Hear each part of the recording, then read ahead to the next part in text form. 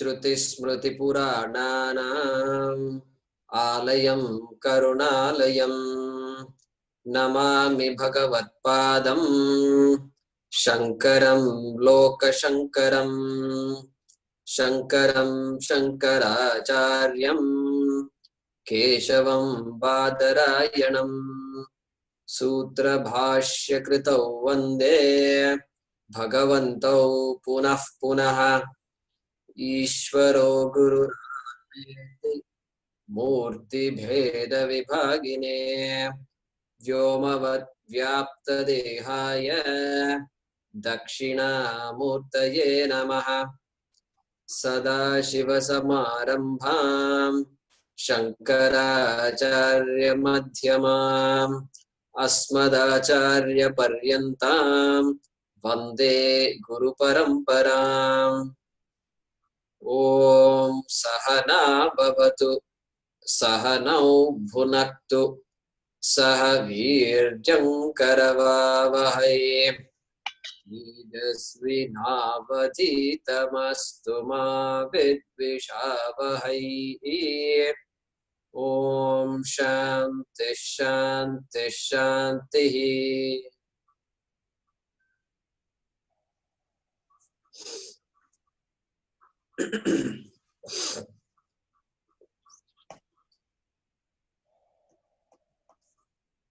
Okay.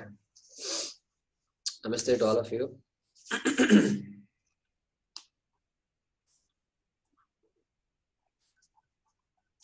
So let us chant this the current verse. So Prasad, I am unmuting you. If you can repeat after me. Actually, you can join together the prayer verse.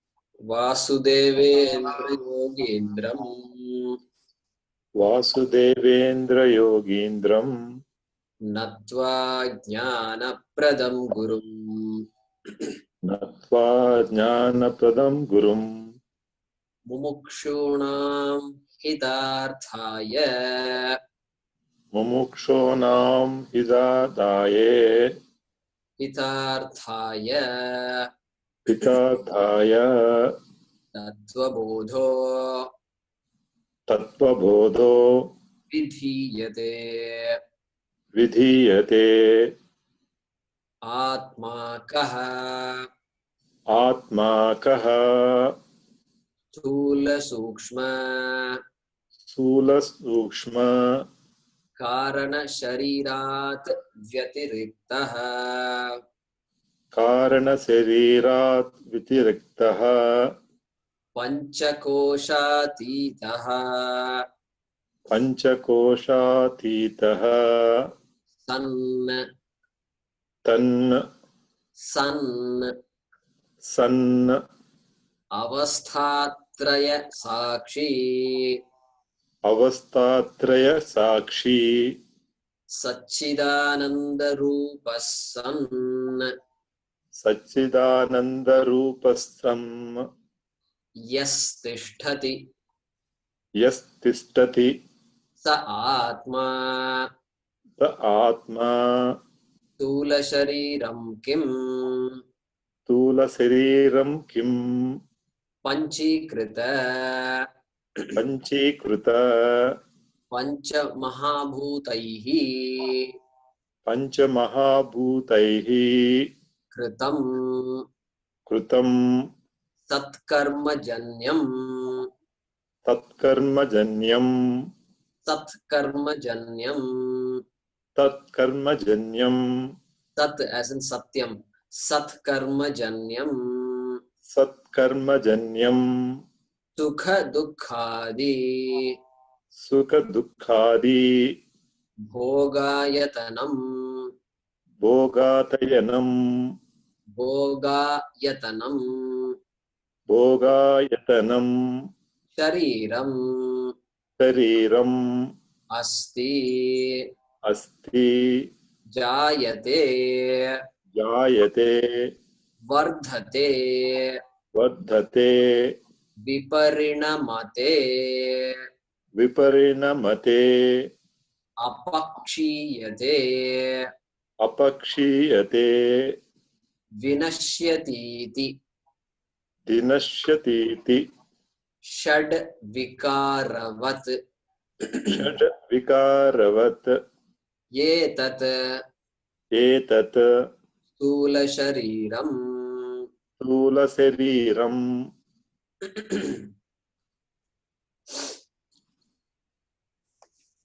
Okay.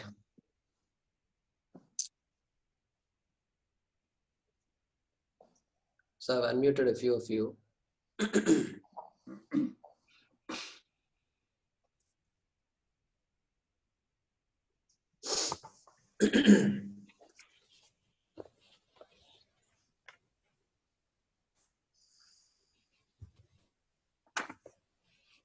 So last class we were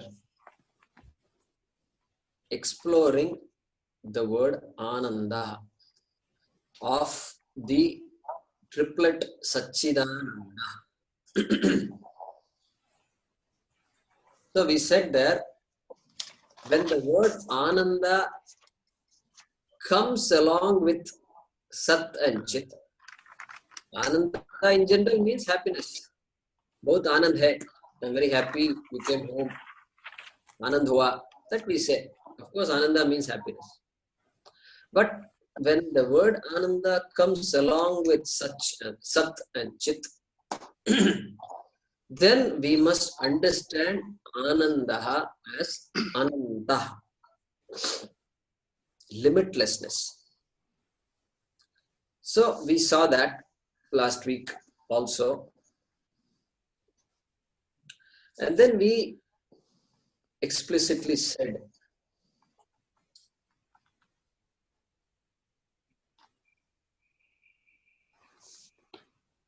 when we see that word Ananda as Ananta, then that Ananda can be qualified by saying Ananda is the Swarupa of Atma. Namely, Ananda is the nature of Atma and hence called Swarupananda. As opposed to the Ananda that keeps coming and going, that I appreciate in my daily life. I'm happy now, I'm sad now, I'm disturbed now, I'm calm now. So that is Anubhava Ananda or Anubhuta Ananda, experiential happiness. And we said we need to say this because if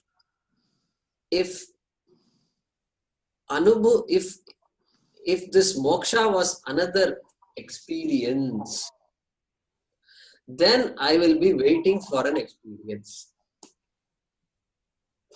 I'll be waiting for an experience. And that waiting for an experience can never be validated. Number one, because how do you know what experience you should get? Number two, what is the definition of experience? Experience is that which begins and that which ends also. If the experience did not end, you can't say I had an experience. You can't say I had an experience, correct? So something has to end, only then you can say it's an experience.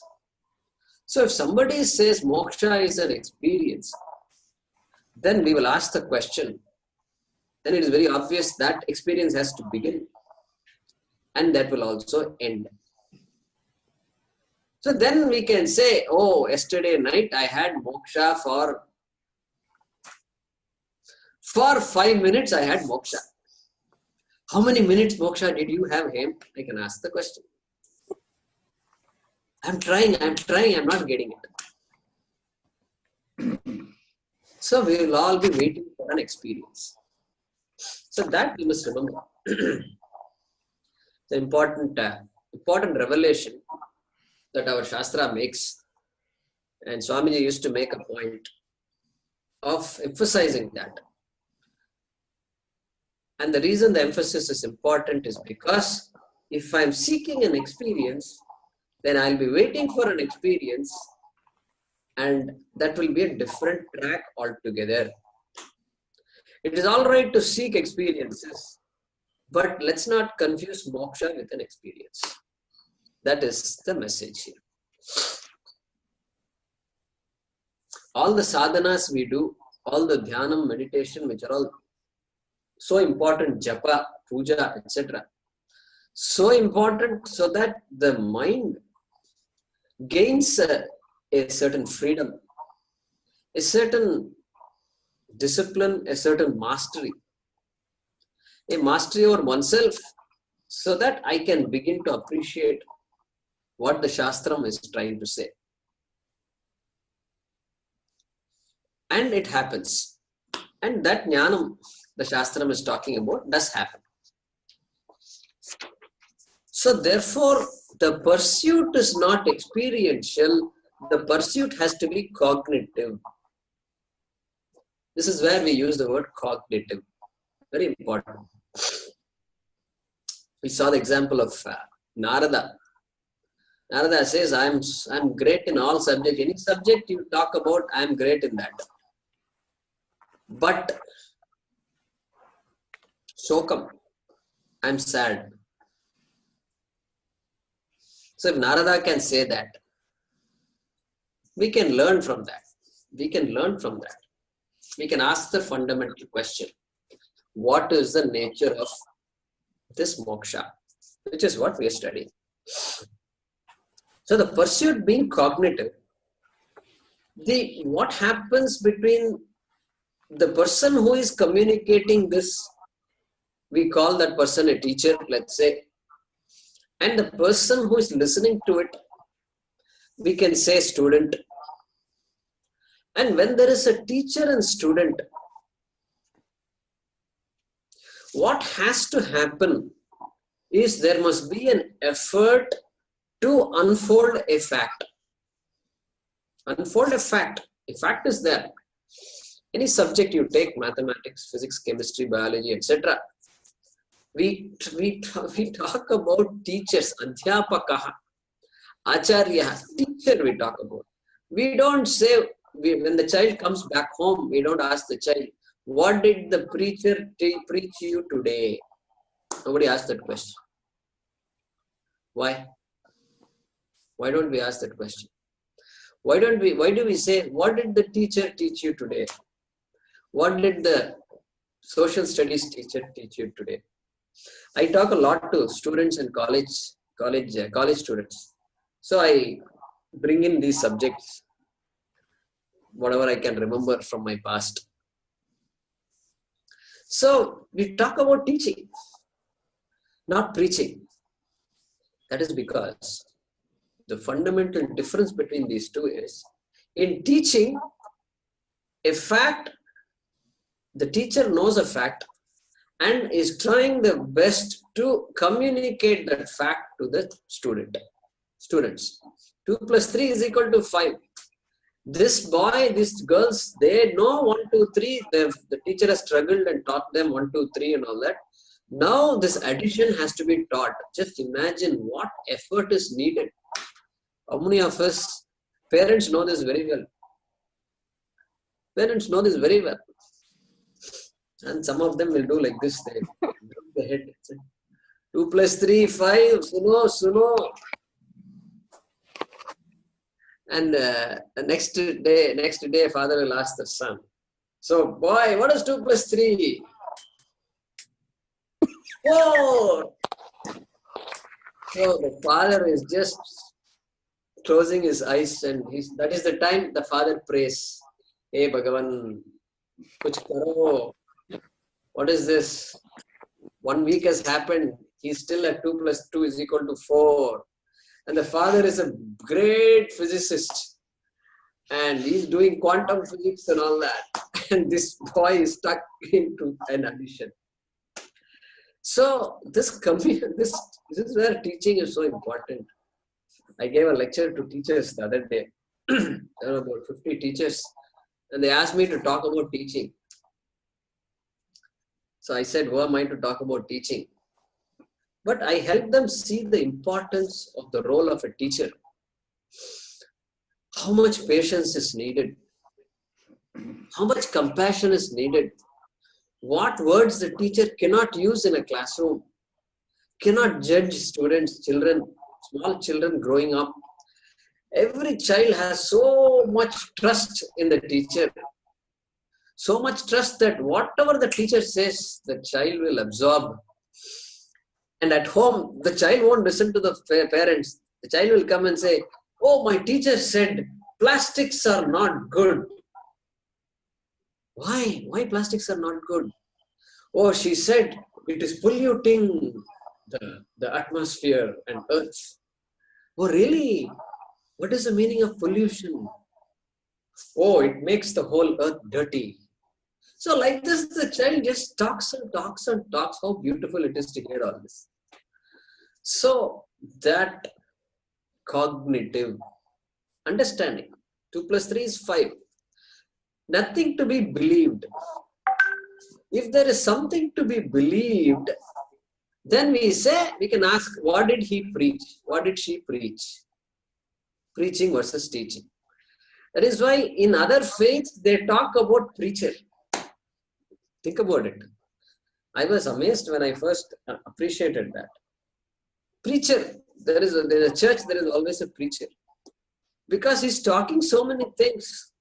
Most of it has to be believed.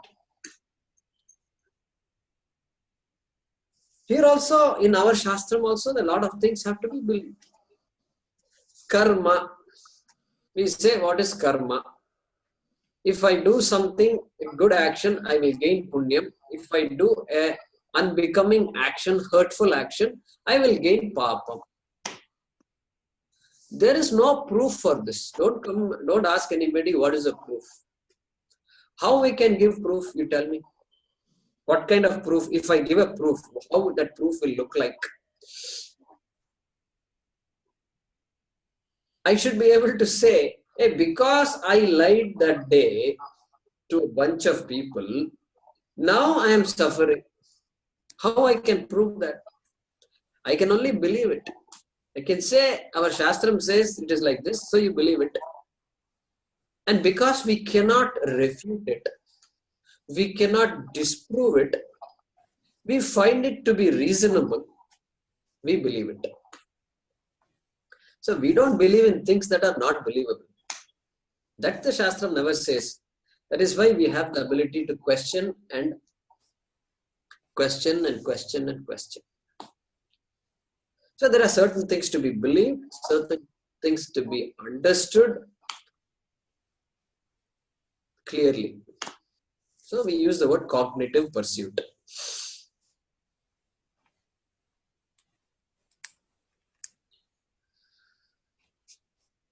So it's a process. Teaching is a process. Swamiji used to say, teaching is a process where the student is driven to a corner from where the student cannot but see. Teaching is a process where the student is driven to a corner. Corner, they say, you put me in a corner, what can I do? Yeah, driven to a corner from where the student cannot but see the fact. That is teaching. That is the way Swamiji had mentioned it once. I still remember it. So, that being the case, the Sat, the Chit and Ananda, and that being the case, the Sadhya Vishaya that we talked about versus Siddha Vishaya. Siddha Vishaya becomes so important now because either this limitlessness, this Ananda, either I am already Ananda and I need to discover it, or I am going to seek Ananda in some place, some time, which is never going to happen. And that appreciation is there. So the fact that the Atma is a Siddha Vishaya, Moksha is a Siddha Vishaya makes a lot of sense now. Because moksha not being a result of effort, no effort can produce what I am seeking. I must already be free. There is no way I can become free. That is the thesis of Vedanta.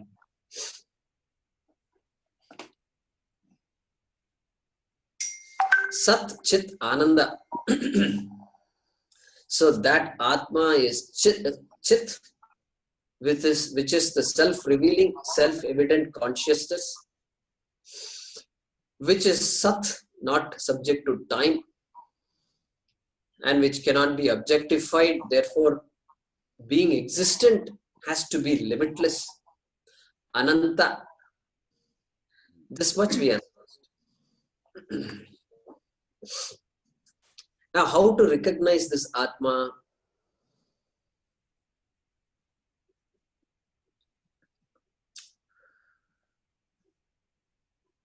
I am Atma. I exist. There cannot be a doubt whether I exist or not. Now, if that doubt is there, then we have to go a little further. Some help we need to seek.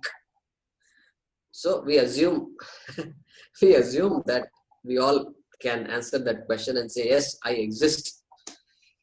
I am there. Yes, I exist. That existence, which is independent of anything, any pramanam, any sense organ, that's Svata Siddha, that which is self-existent. That is Chit, consciousness. That much I can appreciate. And in time, I will correct the notions I have about myself. The main notions being, I am mortal. I am mortal, I am ignorant, and I am unhappy. These are my notions. And so I need 3 words minimum. 3 words to neutralize these notions I have. And these 3 words are Sat, Chit, and Ananda. I am mortal. No, I am Sat, not subject to time. I am ignorant. No, you are consciousness that it can sustain ignorance, but its nature cannot be ignorance. And I am unhappy. No, that's an experience, I agree. But you are identifying with unhappiness as yourself. You are Ananda Swarupa. You are Swarupananda. So 3 words Shastram uses, and that is this pursuit. So with that, we will conclude this discussion of Atma Kaha, and in particular Satchidananda Swarupaha. And I think the discussion might come again also. We will see. I don't remember now. But now we are ready to move to the next question the student is asking. So let's do that. So Mahesh, if you can remain unmuted, and okay. And Deepa and Prasad, if you can mute yourself for now.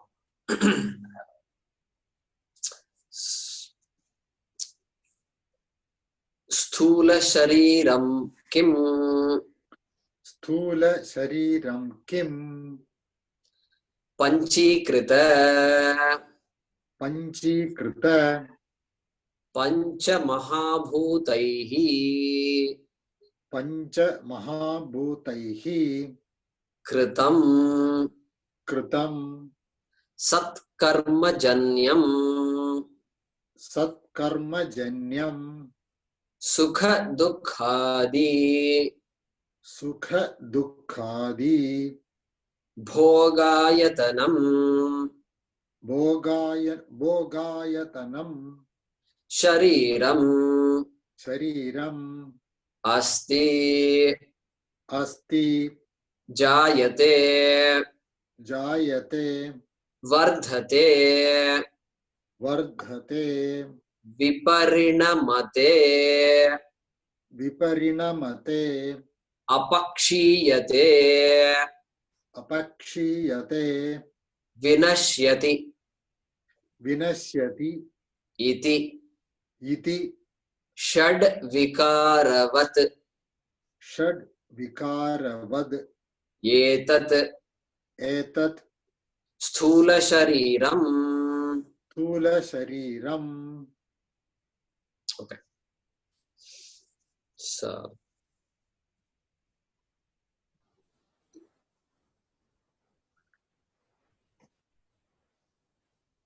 okay.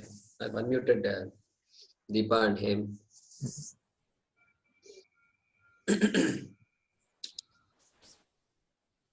So, student is now asking the question. Stula Shariram Kim. Kim is a word in Sanskrit which means often it means what? Neutral gender, Napumsakalingam. In Sanskrit there are three genders, Pullingam, Strilingam and Napumsakalingam. And so Kim is Napumsakalingam. Remember the previous question, the question was what? Kaha. Atma Kaha. Correct? Didn't say Atma Kim, he didn't ask. That is because Atma is Pullingam, masculine gender. Here Shariram is Napumsakalingam. Therefore the question is Sthula Shariram Kim. Correct? Correct. So now the teacher is answering. Panchikrita Mahabhutaihi, etc.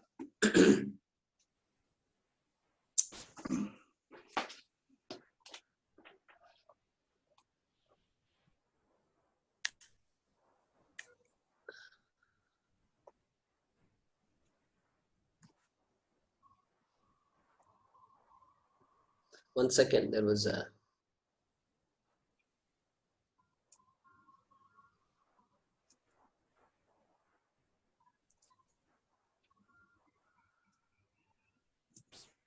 okay.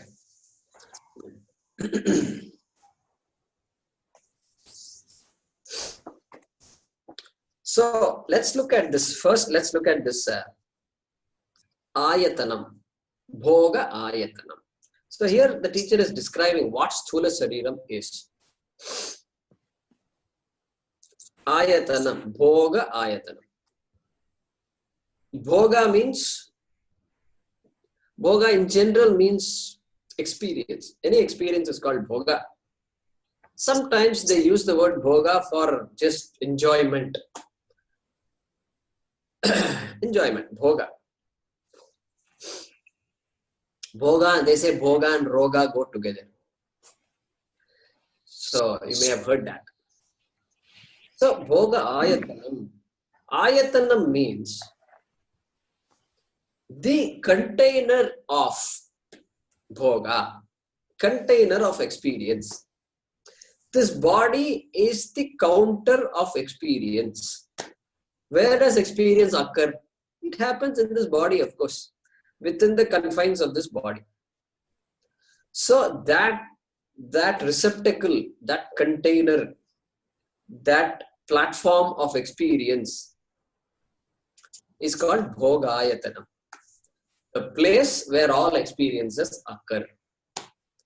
That is called bhogayatanam.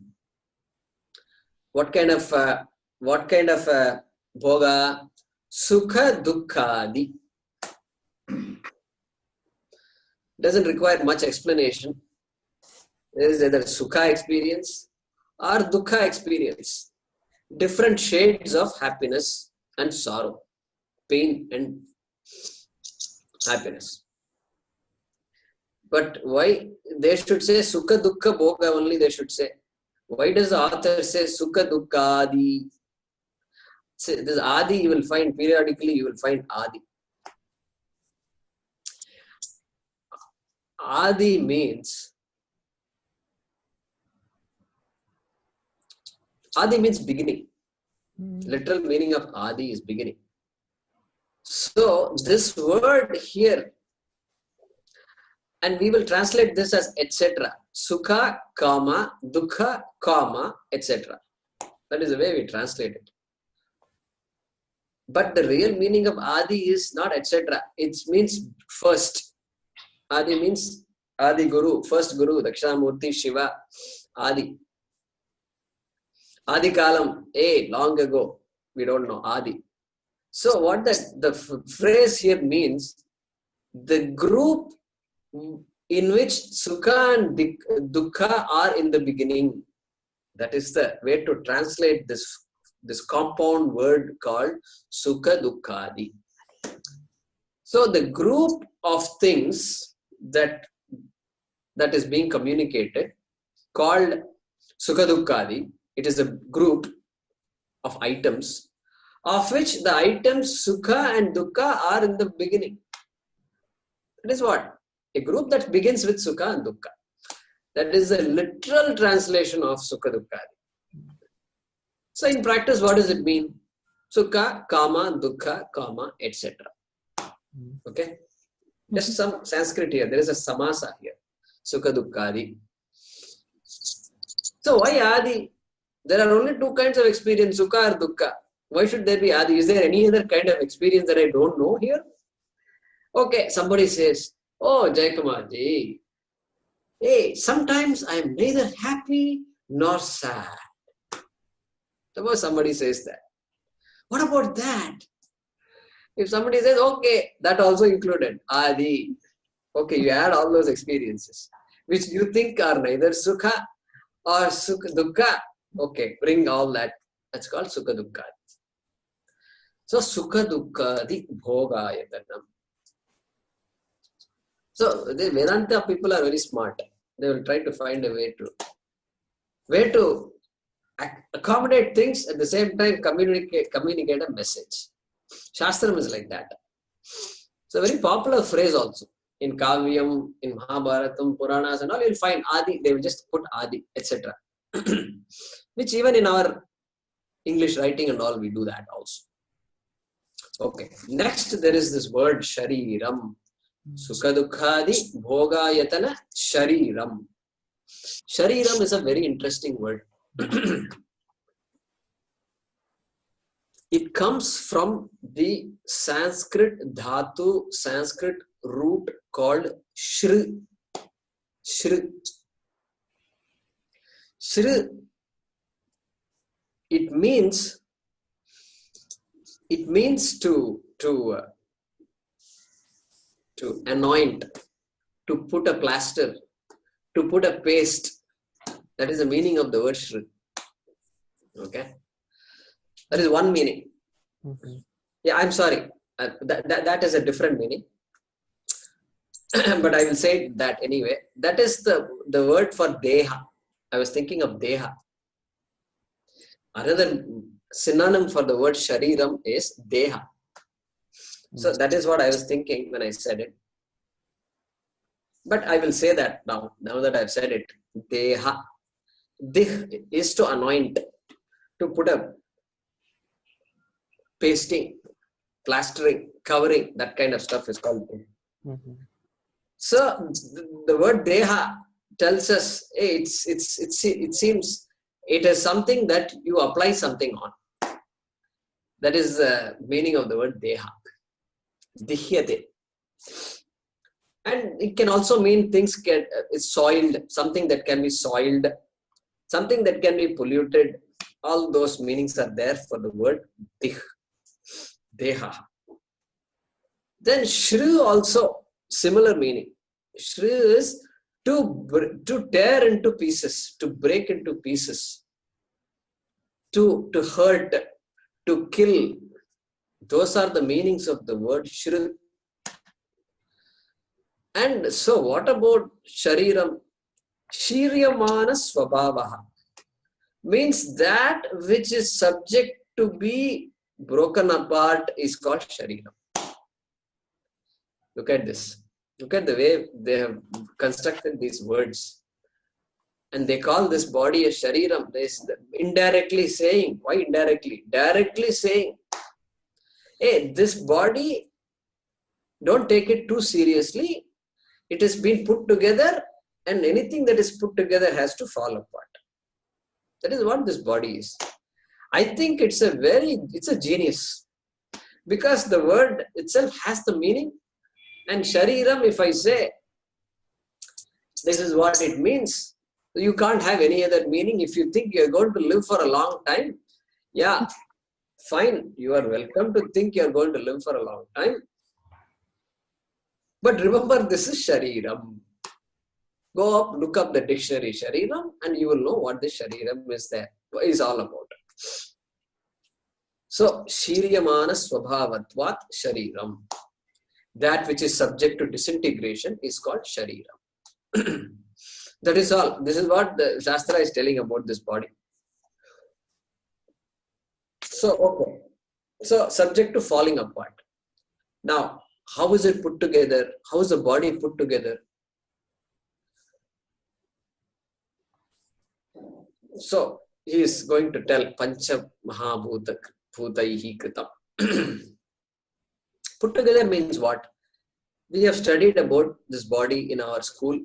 We studied the basic anatomy of the human body. What does this body contain? It has whatever head, heart, and lungs, and liver, and stomach, and so on and so forth. We studied all the parts of the body. We drew the body like this, and we put arrow marks and said stomach and all these things we did when we were in school. So, and then after that, there are more anatomical parts we may have studied, and that's what the body is. That is one way of describing the body, part by part. Another way of describing spot is what? It has all these operating systems here. Cerebral system, muscular system, skeletal system, circulatory system, respiratory system, etc., etc. Correct? That is another way of describing the functions of the body. Two different ways of describing.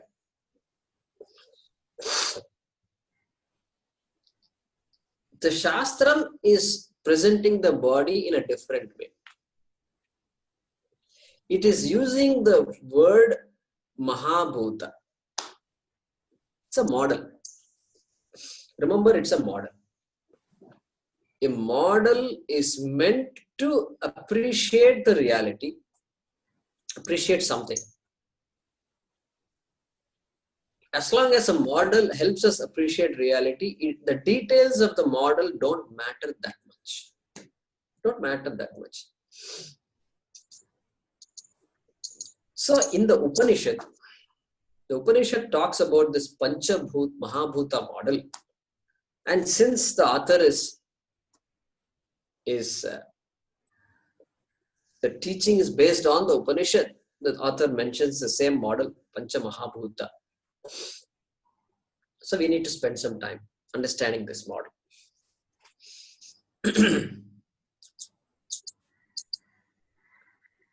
The goal of the Shastram is to reveal Atma, reveal the nature of Atma. Shastram is not telling me Atma exists. That I already know I exist. It doesn't have to come and tell me that. But it's telling me what is Atma, what is the nature of Atma. It says I'm confused about my nature. And here, so its goal is to reveal Atma. Its goal is not necessarily to analyze the world so much. It doesn't matter if there are 100 elements or 108 elements or 120 elements. It doesn't matter at all. It doesn't matter if this solar system has 5 planets or 8 planets or 12 planets or 9 planets. It doesn't matter at all. It doesn't matter even if the sun is revolving around the earth or earth is revolving around the sun. Shastram doesn't bother about all these things. Other faiths have bothered about it so much, and they have persecuted scientists. And all that we know the stories of how other faiths are bothered, and why a faith should be wondering whether sun is in the center or not. I still don't understand. And that's because they're not focused on the on what the Shastram ought to really talk about. Okay. So now, here, Shastram is saying, Sthula Sharirat Vyatiriktaha. Vyatiriktaha means other than, distinct from. Correct? I think Hindi also probably means the same thing. Vyatirikt probably should mean the same thing. No? Something other than, correct? We say Vyatirikt. Yeah. So, when the Shastram says other than, then it has the responsibility to explain what this other than is. Other than what? Tell me a little more about that. What? So, that is why a model is needed. And here, the model is like this. Pancha Mahabhuta.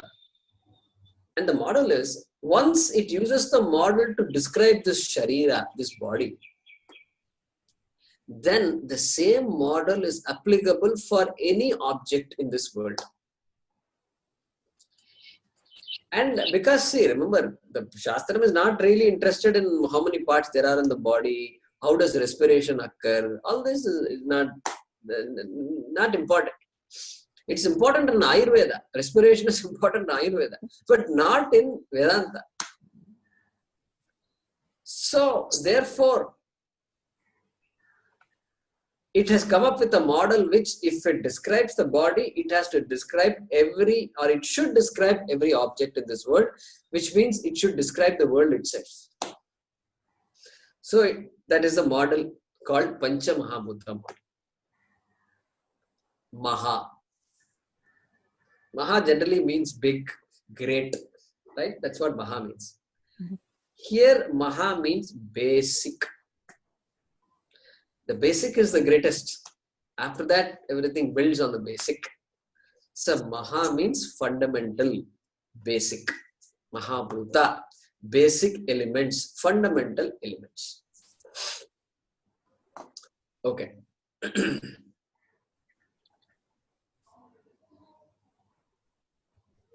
So, here, gross elements. Panchikrita Mahabhuta means grossified elements, gross elements. We need to understand this a little bit. Gross here means, see, gross has various meanings in English, right? Gross means what? Gross income, net income. My gross income is so much. After tax, my net income is so much. Gross. That is one meaning. We don't mean that here. Gross means what?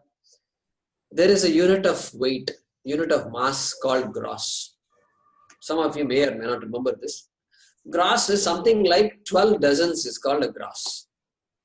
A dozen dozens is called gross. I think I'm right. Okay. So 144 is called a gross. So they must have used it some time ago. We don't use it like that. If we say gross and all that here, go to the store and ask, then he will say, what is this? What gross language you're using? He will ask. So we don't use the word gross now. Okay, what is the other meaning of gross? This gross human rights abuse is there, right? Cases, abuses, if you see, it's been gross. Or sometimes in America, they use the word gross. I don't know whether this gross, I don't know. Sometimes they say gross, sometimes the gross means this blatant, very just unpalatable. It is just horrible. That is the meaning of that gross human rights abuse. In India, we don't say gross. In America, they say gross. Gross. Another meaning of gross is just a vulgar display. Vulgar, gross display of things. We can say gross. So, none of these meanings apply. Here, gross element means physically manifest. Physically manifest. I suppose we can use the word gross because something physical can also imply gross. Okay, physically manifest and perceptible by one or more of our sense organs is the gross element. Gross. That is what we mean here. So 5 basic gross elements, and the Panchikrita Mahabhutai means an assemblage made up of these 5 grossified elements. What are they? Akasha, Vayu, Agni, Apaha, Prithvi. Once again, Akasha, space. Space. What is space? Space we saw a little bit earlier. Space is just the spatial space. That which makes it spatial is space. That which accommodates is space. That is space, Akasha. Then Vayu. What about, okay, how does space apply to the body? The Shastram says, the body occupies space or not? Yes, it occupies space. Okay, therefore, space is one of the elements. Does any object occupy space or not? Yeah, occupies space. Okay, space becomes an element. Unlike in chemistry or something, carbon, hydrogen, oxygen, etc. Yeah, that's one way of talking. But here, space itself is an element. Because our view is holistic. Carbon, hydrogen, oxygen and all is okay, but it leaves a lot of other things to be desired. It doesn't have space and time. So that is a limited elemental model, enough to know the constituents, physical constituents of any object. Okay, Akasha is space. Vayu, air. Does the body have Vayu? Yeah, the body does have Vayu.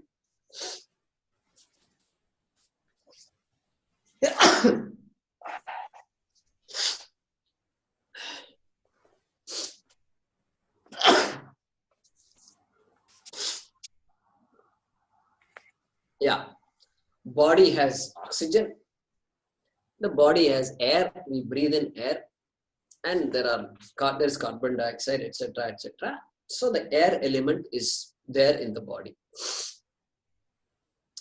Agni, temperature. The body has some heat. Every object can be said to have some heat, some level of heat, temperature, which is measured by a thermometer. And so that is called Agni, or fire, sometimes generally used term. And Apaha. Apaha literally means water. Water.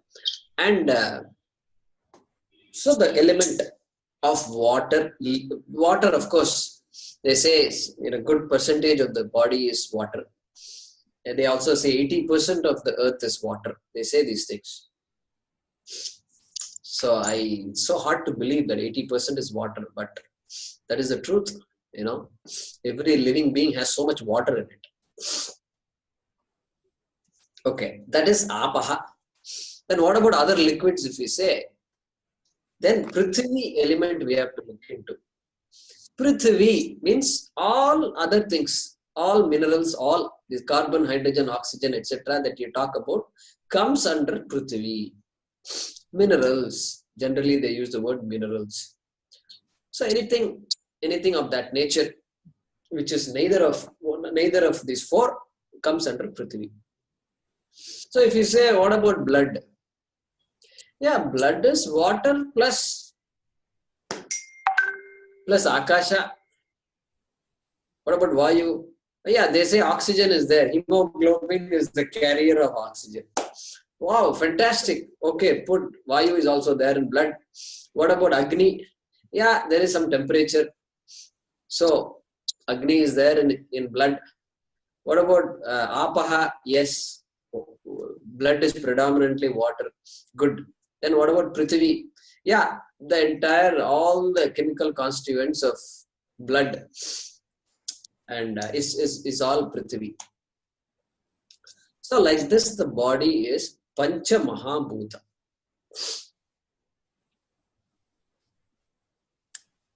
Okay. If every body is Panchamahabhuta,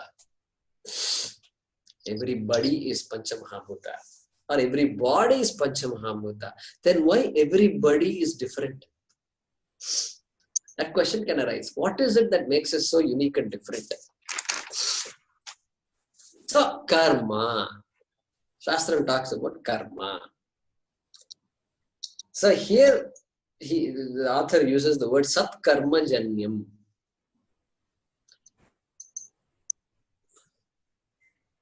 Big topic. But how did this body come about? If you say, hey, parents are there who were responsible for this body to appear in this world. That is defined by who? We don't know. What time I should be born, what place I should be born, everything is based on some law called karma, law of karma.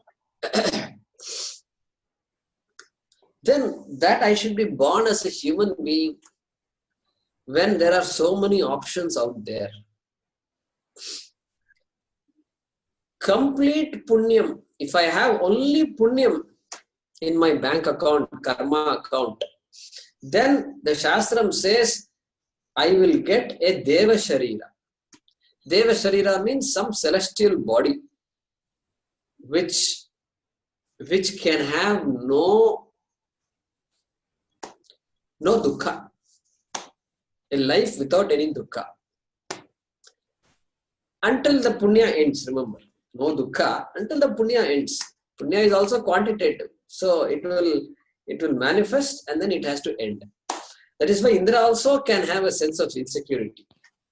Oh, this guy, he is my competitor.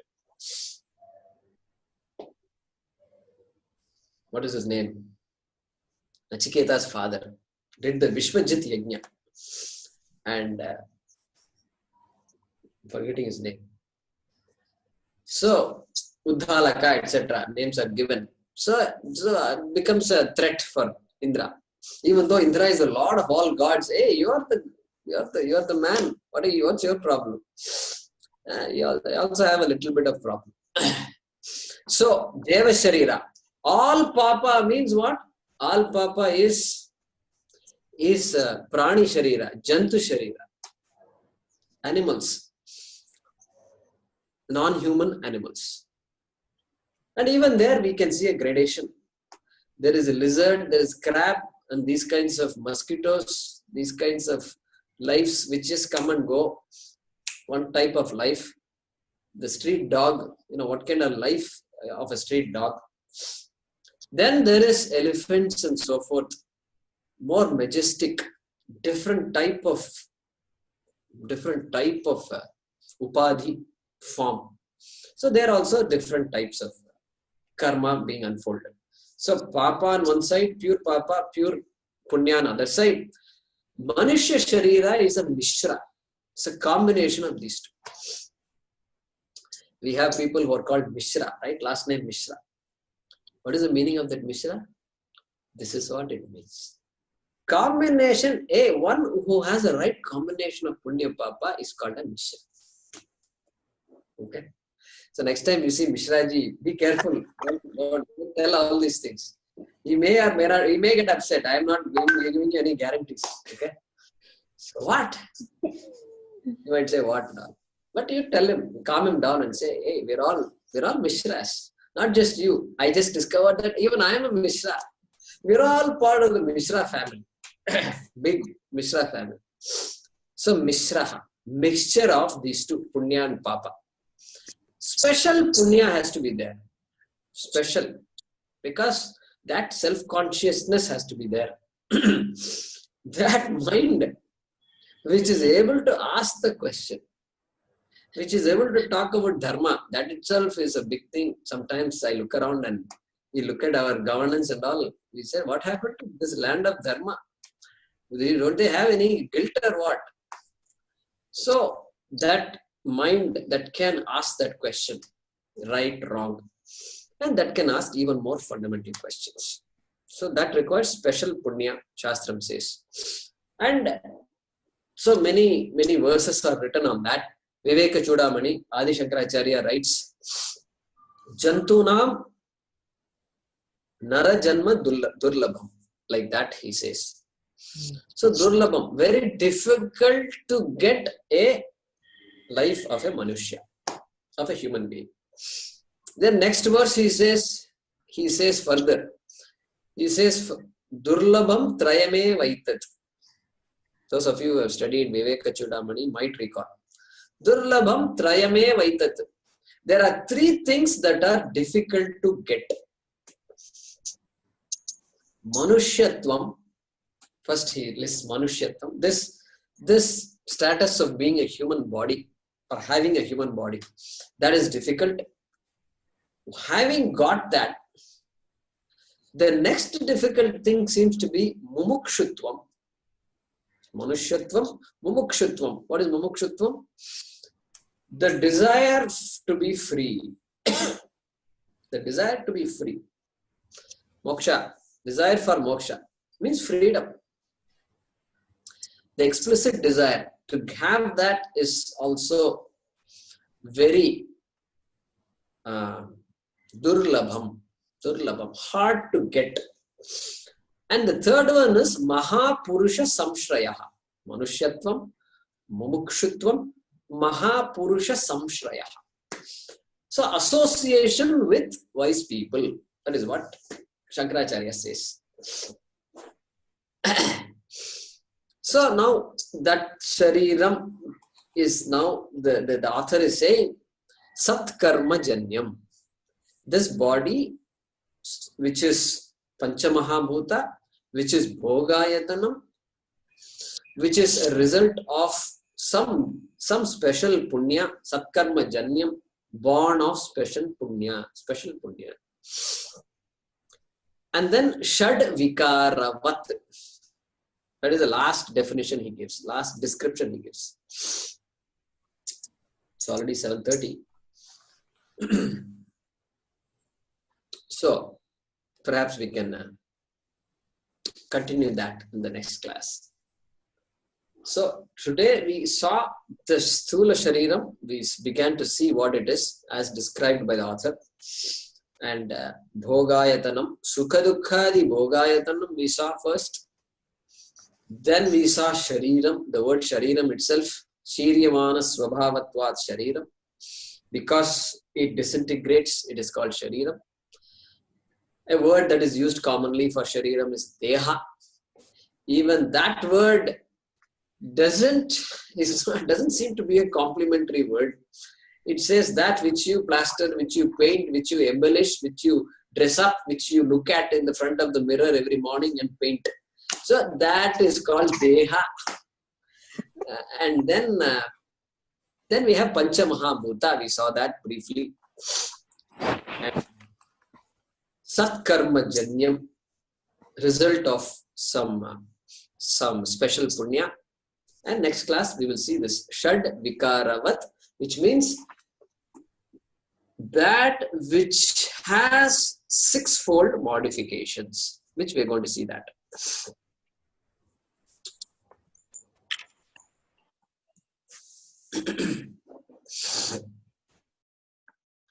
Om Swasti Prajabhyah Paripalayantam Nyayena Margena Mahim Mahishaha Go Brahmanebhyah Shubhamastu Nityam Lokas Samasta Sukhino Bhavantu Kale Varshatu Parjanyah Prithvi Sasya Shalini Desho Yam Kshobarahitah Brahmana Santu Nirbhayaha Om Sarve Bhavantu Sukhinah Sarve Santu Niramayaha Sarve Bhadrani Pashyantu Ma Kaschit Dukha Bhag Bhavet Asato Ma Sadgamaya Tamaso Ma Jyotirgamaya Mrityor Ma Amritangamaya Om Purnamadah Purnamidam Purnat Purnamudachyate पूर्णस्य पूर्णमादाय पूर्णमेवावशिष्यते। ओम शांति शांति शांति। हरि ओम। श्री गुरुभ्यो नमः। हरि ओम।